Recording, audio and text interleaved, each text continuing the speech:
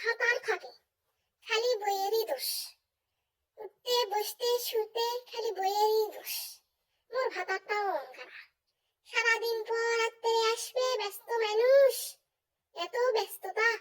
রাত্রে আসে কবে এটি ময়লা কেন, এটি ধুলা কেন, তেল এতগুলা ফুরালো কেন, নুন এতগুলা খালু কেন, তরকারি ব্যাগ শেষ হলো কেন, বাজার সদা এত কেনকে খাসি, আরো নানান কাহিনী। গ্যাস যদি ফুরে যায় কবে যে গ্যাস এত তাড়াতাড়ি ফুরালো কেন, গ্যাস দিয়ে কি করিস কেন, গ্যাস কিনে সুদ থাকার জন্য যে সুদ টাকা ফুরানো। হারে গোলামের পুত, গোলামের পুত, খালি বইয়েরই দোষ, খালি বইয়েরই দোষ দেখা পাস।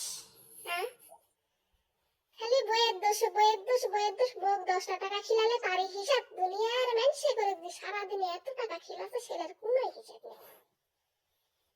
হায় রে আমার দুঃখের কপাল রে, হিসাব দেওয়ার সাথে ওই ভাতা ধরেছিল।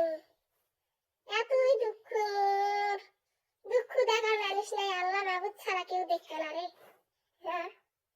এ দুঃখ আমি কুটি থুমরে, ও দুঃখ জাগাও নেই।